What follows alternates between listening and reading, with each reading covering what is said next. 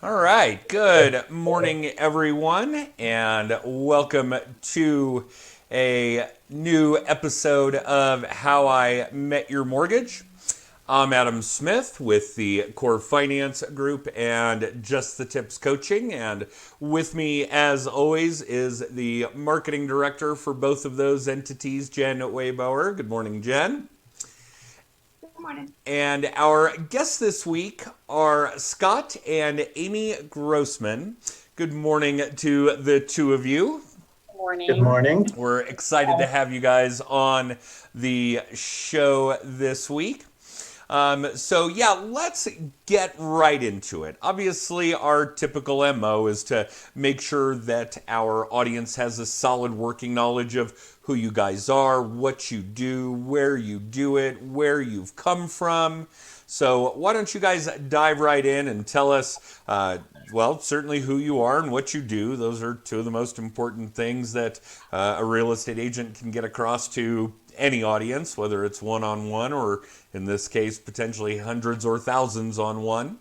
Your background and where you're at, and we'll get into a conversation about your business and how you do it and how you get it. Very good. Thank you. Yeah, again, thanks for having us. So Amy and I are your real estate transition specialists. We trademarked that several years ago, and we really tend to focus on difficult transactions. So a lot of later in life people, yeah, that's true. A lot of the difficult transactions seem to find us, but that's what we really enjoyed getting into. Amy started in the business 14 Almost years 15. ago, going on 15 years. And then she had gotten to a point where she had grown the business, and I was looking to get out of corporate America at the time. So I joined her a couple of years later. I've been doing it almost 12 years. And we've been a team ever since then. We moved over with Madison and Company Properties. We've been here. It'll be 3 years next month.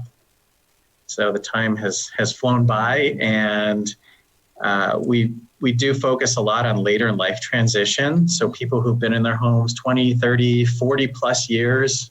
We've dealt with several who've been in their homes over 50 years. And so obviously real estate was a little bit different when the last time they purchased a home or sold a home. And so we do a little bit more hand holding and guide them through the process with that. Okay, that is a unique model. Tell us more about that. What does that stem as far as the transactions look like? Amy, want you get to take this one. Well, in the very beginning, we didn't really know what it was going to evolve to, because I was just getting into it. And I vividly remember being in real estate school, and I just thought I was going to become a real estate agent. And I knew that, it had to do with buying and selling properties, but I didn't really know exactly what it was going to look like. And when I was in class one day, they were talking about all the different designations you can get. And they rambled off maybe 20 of them and said, here's an example of all these different things you can focus on. And one of them was the seniors real estate specialist designation. And that's when my ears perked up and I was like, wow, that's interesting. And I have a really, really tight relationship with my grandmother, who will be 102 in November. And, at the time, she and I used to just communicate all the time. She lives in Florida. And I just thought, I just have a really good connection with later in life people, always have. And I thought that would be a really great way to, work my business and spend time with people, doing what I enjoy doing, and doing it in a niche that was comfortable. And right out of real estate school, I earned my designation. And then I just followed a lot of what they taught us in the designation about how to earn clientele that is in that niche. And I did that. And one thing led to another. And I got some leads on some things. And I ended up with a client who was almost 40 years in his home, just lost his wife that about 8 months prior. And it was a 4-level house that needed work, and he had a lot of stuff, and he was downsizing to a 2-bedroom, 2-bath condo in a 55 plus community that is the oldest age 55 plus community in Colorado, and very well known, probably largest in the Four Corners, at least west of the Mississippi, at Windsor Gardens, right here in Lowry. And that's, going on 55 to 60 years old community. And I had never heard about it. I've driven by it numerous times. It looked like a couple buildings from from the street. But once you drive into the community, there's 72 structures in there and 2,690 condos. And it was like this big community. And I worked with this gentleman to get him transitioned. And it was the full gamut of downsizing and estate sale and what to take and how to transition as a single person. And, and it was such a pleasant experience. And I just thought, man, I love this. But at the same time, I helped him move into a community that I thought, wow, this place is really great. And at the time, there wasn't really anybody young and current in the marketplace with the internet. I mean, there's a lot of agents that had been there for 30, 40, 50 years working in there, and they were all on their way out and retiring. And I just found an opportunity to come in and market, and it's been very successful ever since. We've been out there now 14 and a half years, and we've had over 625 buyer and seller sides closed in that time in that community. But as a result, we market and we focus. Our niche has evolved as a real estate transition specialist, because we would find a lot of people who are transitioning, whether they were moving into that community or the sister community, Heather Gardens, or other retirement communities or low maintenance patio home communities. And it just really snowballed. And of course, along the way, we have our friends and our family and, neighbors and organic, internet leads that we get. And we work with anyone who needs to buy or sell. But where we put our marketing dollars was the later in life transition. And over time, it just has evolved into this thing. And now we're known as that niche, and we've done it very well. And in that community, we're very well known, and we're not going anywhere. It's been very, very good for us, Good. Especially during recession years, And it's definitely very unique. Obviously, we talk to a lot of real estate agents. We have a lot of agents in our coaching program, and we speak to them by the hundreds or thousands per month, and obviously have a lot of real estate agent guests on the show.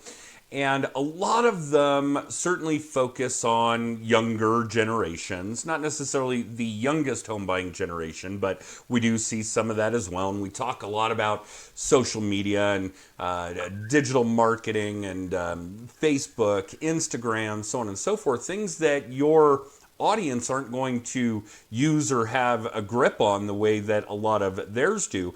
So your audience is very, very different in what goes on in the modern marketing world, particularly for real estate agents and mortgage originators, and even those of you that are watching that are in insurance or financial planning or selling automobiles, whatever the case may be. So that's got to bring about a really different mindset on how you guys do your lead generation, your prospecting, your marketing. Give us some idea of how that looks, because obviously you've got a pretty significant departure from, Facebook lead generation. Absolutely. And it's been interesting, although, over the years, it has definitely evolved. And you do see a lot of our clients who are on social media, who do text, who do sign their contracts online, where in the beginning, 14 years ago, we were going out, still getting signatures in person with a lot of people who weren't on computers, but we have clients in their 90s that are signing documents online. So we do see some of that, but in the same sense, we do market differently. We started out when we were first getting involved with Windsor Gardens, we started hosting what we call coffee talks out there. And we would just bring in somebody to speak on some kind of topic of what we hoped was interesting to people, to gather them in. And that was how we met people. We would partner, with some people who would give up, little industry updates. So we would talk about what's going on in the real estate market out in Windsor Gardens, and then briefly in the Denver market in general. And that was really what kickstarted our business, I think. And so we started doing that. And it's funny, I don't know if you remember back in, I think it was 2009, the change to digital TV that came about.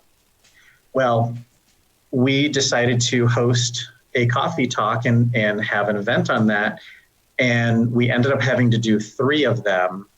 They were standing room only. We had 50 plus people that showed up to each of these to hear what was going to happen to their TV. They wanted to make sure they were still going to be able to watch, whether it was their soap opera, whether it was Judge Judy or whatever it may be.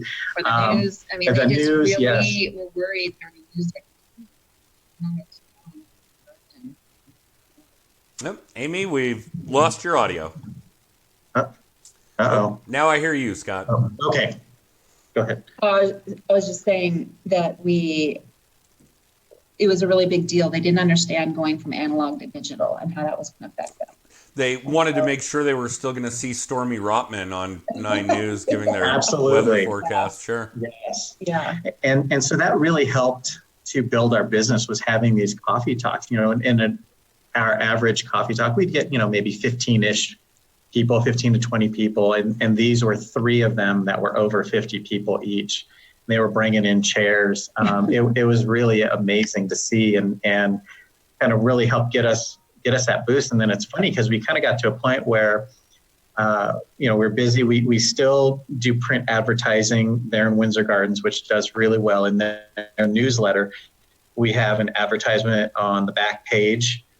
So we've been doing that for a while, as well as we do inserts in there talking about, advertising for events that are coming up and just continuing to market to them. So a lot of that old school print media that a lot of current agents aren't using, we're still using those, and they're very effective. We find out people will hold on to those inserts, and 6 months later, we'll get a phone call and they'll say, well, I saw this insert on units from, 6 months ago, a year ago, and they've just hung on to it. So it's been really amazing to see that. And then over time, we kind of got to a point where we got away from those coffee talks for a few years. And then actually, as we came over to Madison, we were sitting down and talking to the president of the company. He said, what's going on, with your business, and just kind of having a check. So we noticed we had lost a little bit of market share, and it wasn't so much that there was anybody catching up to us. It's just we were losing more. There were a lot of one-offs, a lot of new agents coming in. So people coming in just getting, just, and so there was a lot of that. And we got to the point of coffee talks. He said, why don't you do those again? And so we've started doing them. We actually have one tomorrow. So we do once a quarter. Yeah, we do them about once a quarter. And it's just a great way for us to connect with the community and meet with people and we talk call to them. all of our past, we have a couple hundred clients in the community. So we then call them all. So it gives us an opportunity to call them on the phone. I just think that over time, with the internet age, it's just really easy to just hide behind the computer and just email. And it's going back to the basics, especially with our clientele. And it's been working really well for us. What is the subject of tomorrow's coffee talk? Condo insurance. Condo insurance, okay. A lot of people don't understand what an HO6 policy is compared to like a hazard insurance. And when you own the drywall in, that's different than a renter's policy. And if a building system floods your unit, at what point are you responsible for your stuff, and is the community responsible for their stuff, and how that all works, and what kind of coverage you should have, and what the top types of condo issues come up in insurance. And being an older community like that, they do have issues sometimes that come up, and people just need to make sure that they're protected. And so we actually have a pretty good, I think we have like over 27 RSVPs so far. So that's a good one. Which is a good one. Right. Yeah. So for those of you watching, I want to get the point across that this is second nature to you guys. I understand you've been doing this a long time. The traction is good. The content is good. But for those of you watching, what I really want you to take away from that particular tactic or technique is that the content, the information, is for the greater good. This is not something that benefits Scott and Amy.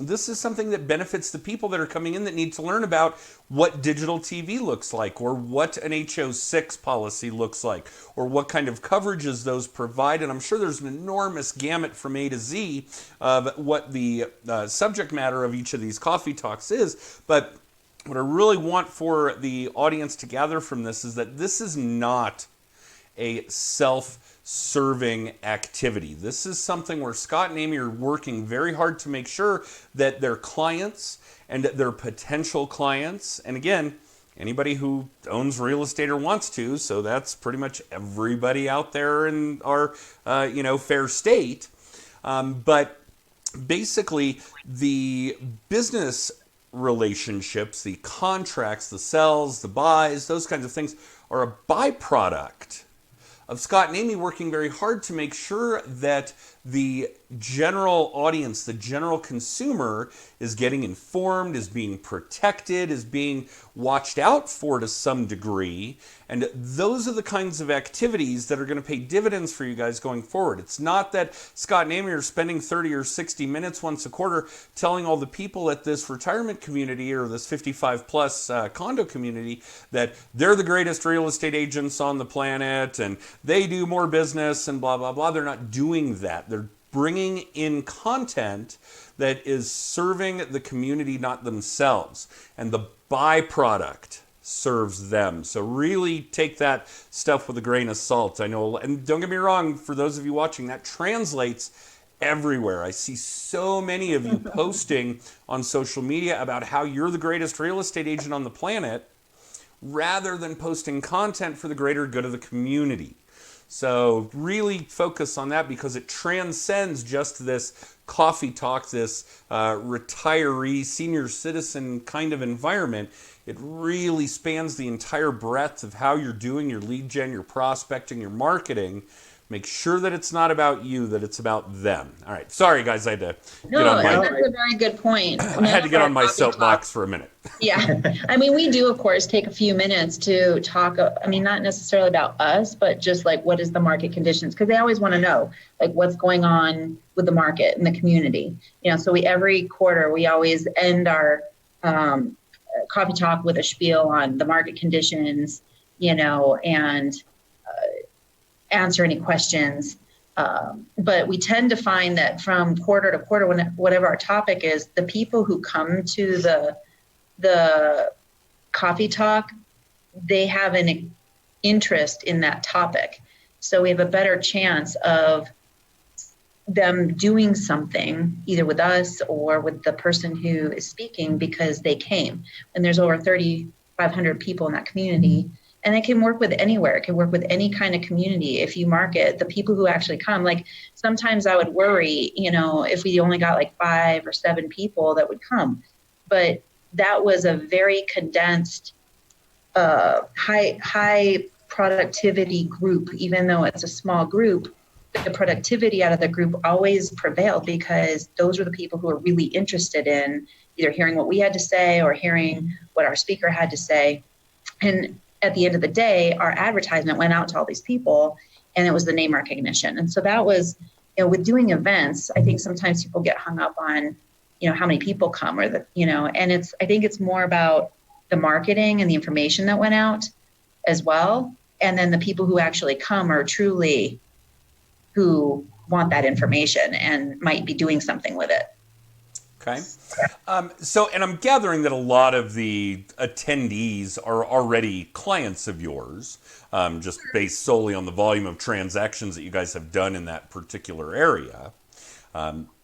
But I suspect that you're generating a good amount of new business from it. And I'm guessing that there is some kind of lead capture, data capture activity that you're doing at these events. Is that accurate? It is. It's really hard when you're dealing with later in life transition, because generally speaking, when we're working with people who are like our peers and they're upgrading into a new home because of size or a better area for kids or whatever, we tend to see more people transition in like a 3 to 5 year period of time. And so people are a lot more current, they've got a lot more energy, they've got more resources. We're dealing with a different type of transition. But when you're dealing with later in life transition and their choices are either going from a home they've been in for a really long time and they're choosing to downsize into a condo, or if they're going from the condo to like independent or assisted living, or they're moving in with family, sometimes that later in life transition, and a lot of our clients are retired, so they might take 2, 3, 4 years to make their transition. And so, or they might be just gathering data because they know it's coming. We have several clients that have, not even clients, like people randomly that we've heard or have told our assistant who lives in Windsor Garden that they have put it in their will or in their instructions for their family that someday when the time comes and they have to, if something happens to them or if they have to move on and someone's taking care of their affairs, that we're to be the ones to be to contact when for the real estate piece. And I have one client that went as far as asking me to be their executors. So like over time, I think just being out there, it's hard to quantify because some people are ready right away. And what holds people up a lot of time is being well informed. And once they are armed with the information and they know what to do, a lot of times it gets people off the fence and they move forward. But other people, they're just gathering data, they're not sure, and it could be a while. So sometimes we do, like we've seen in our business, we'll do something like 3, 5, 7 years ago, and they'll call us and say, hey, I went to one of your events like back in 2009, 2007, and I just, I've just hung on to it and now I'm ready. So it's just over time, we just see a lot of that kind of stuff. Or we've been told by people that we may have come across or through our marketing one way or another, they know our niche and they got a sense of what we're doing and they have a friend who's stuck in their home, and they're out in Littleton, or we've done stuff in Castle Rock and Aurora and Boulder. We're all over the place because people get stuck in their home and they need help. And once they realize that there's someone who does more, a lot of real estate agents have a repertoire of people and resources and referrals, but we tend to do a lot of more hand holding and we're a lot more involved with the planning and holding their hand really so that they feel like they have someone, because they don't want to depend on their kids and their family a lot of times. And then other times their family jumps in and they don't need us, as much. But for the people who are stuck, once they have this information or they know about us, we get in there and we put together a plan and goals and we work with them on their goals. And if we need to tweak their goals, we've got a couple going on right now where I didn't think they were going to do anything right away. But once they had the information, they jumped right on it and it's going really well. So to answer your question about quantifying leads and capturing, it's just, I think we've noticed in our niche, it's not always what you have to be patient because it's not always like a right now sale, There can be a long gestational period.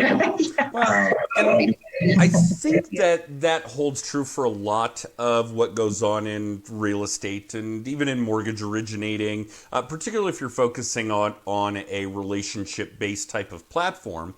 And we certainly preach until the end of the earth that this is a marathon, not a sprint, that real estate is a career, not a job, and that you guys have been doing this to the point where now it just occurs. But when you started doing this a dozen years ago, you were actually laying some foundation, some framework for what your business would look like in 3 years, 5 years, 10 years, now 12 or 14 years down the road. So I think for those of you watching, and again, I'm never going to judge anybody for how they want to do their lead generation. I'm only going to judge if you don't do it, if you're not actually constant and consistent about it. But I think it's going to be difficult for any of you watching to be able to really quantify or qualify what kind of results any immediate activity is going to give you, because what you need to be doing is focusing on activities like Scott and Amy are, where it's building a framework for what their business is going to look like in potentially a decade or more, which is exactly what they've done. So take that to heart. And the analogy I like best is that one of my coaching clients said he was going to go knock on doors. And I'm like, great, go knock on doors. Again, I'm never going to judge you for how you want to do it. So I'm going to do 4 hours a day every Saturday. Great. After 4 weeks, he calls me and says, well, that didn't work. Like, well, you put 16 hours into something, which is probably one work day for the typical real estate agent, and you're telling me it didn't work. Tell me it sucked. Tell me you hated doing it, but I promise you, if you do those 4 hours every Saturday for a year or 3 or 5, or in Scott and Amy's case, with their constancy and consistency for a dozen years, it's going to work. So yeah, it's not something that you can really quantify or qualify day 1, week 1, month 1, even year 1. But as time goes on, as a dozen-year span goes on of you guys being constant and consistent with those kinds of activities, I'm sure that you're reaping the rewards. And I don't want it to sound like we just thrive on coffee talks. I mean, it's just one thing. Like during the recession years, when there was a lot of properties for sale, we coordinated a complex wide open house and got the HOA involved, and they did tours of the clubhouse. And, at the time, there was almost 150 units total for sale at the peak of the recession in that community, and we had 50 of them.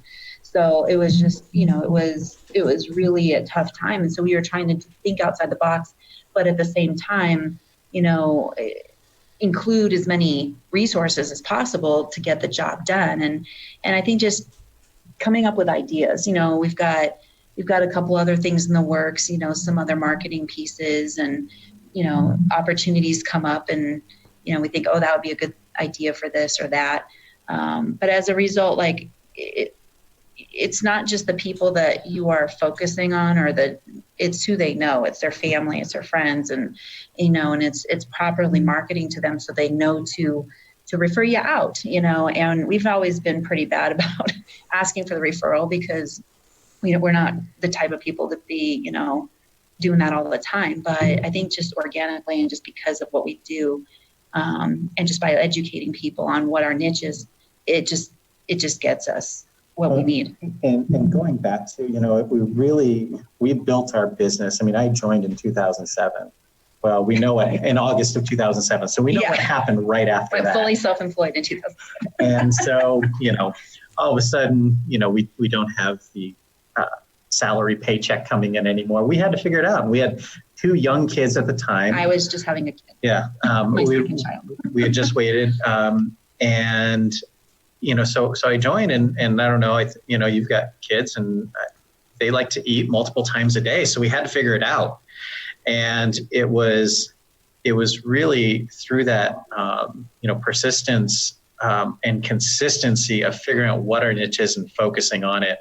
And we had our previous broker owner said, why are you selling these $30,000, $50,000, $70,000 condos? Because we had to sell a lot of them at that time. And it wasn't easy, but, we stuck with it. And it wasn't just that, but it was what was moving the most, because later in life, people, they have to move, So for us, it was a nice niche because the market conditions didn't stall us that badly. We were able to survive through it. No, but then one of the unforeseen benefits of that is, as Amy had alluded to earlier, a lot of our clients that we work with, they get their family involved. Or sometimes we're working with heirs to property, and sometimes there are multiple heirs. So instead of us having a one-on-one client relationship, it may be 1-on-5 that we're putting into our database and that we're marketing to and keeping, trying to keep in touch with over the years, because we're dealing with all the different kids, or it could be siblings or whoever they wanted involved with the process. And so it really exploded our database. And then we just had to figure out, okay, now what do we do with it? And we got a lot of referrals that way, where, the kids would call, say, hey, you helped my mom a while ago. Do you do other work as well? And that was when we realized we needed to do a little bit of rebranding, but it allowed us, it afforded us those opportunities to work with multiple generations of people. And over time, we have had a number of agents who've come to us and asked us for advice because they're getting into the business, or they're trying to rebrand themselves and they see what we're doing. And so we have consulted with people before on how do you create a niche, because the things that we're doing, I mean, that's just, I think you can do that with any niche or any kind of, once you put your mind to something and you create a world of, marketing and events, and it just can't be one thing. You've got to hit it from different angles, and then you have to be consistent on it. But it works for a lot of different niches. I'm sure. And this is atrocious, and I'm going to bring Jen in here because I would love. We're out of time, unfortunately, but I would love to have you guys back because we probably came up with 6 other things that we would want to talk about just through that organic conversation. So if that's all right with you guys, I would love to do a Grossman part 2, and we can have Jen coordinate that for sometime later in the year if you guys are game. Yeah, Absolutely. to be continued. To be continued, literally. But thank you both so much for the insight and knowledge, and I hope that our audience gets an opportunity to really pick up on some of the key factors that you guys were willing to share with your brethren, because it's valuable. That was very, very valuable information. So thank you both for joining us. And while I know we're running long, I certainly want to make sure that we always close with giving you guys an opportunity to let the audience know how to get a hold of you. Whatever's best, a phone, an email, a website, your social media, let us have it. Our website is www.grossmandreamhomes.com. Okay. You guys heard it there. Jen will put that in the links of the video content, so that people can reach out to you that way. And she will certainly reach out to you guys to get you scheduled for a sequel. We'll call it. We'll do a part 2. And in closing, for those of you watching, if you want more information about us or about the Grossmans, or if you want to get a copy of my book, Just the Tips, or if you'd like to be a guest on the show, you can use our text code scrolling across the bottom of your screen. That's texting CORE to 63566. Scott and Amy, we're going to run our extra. Don't go anywhere. We'll be right back.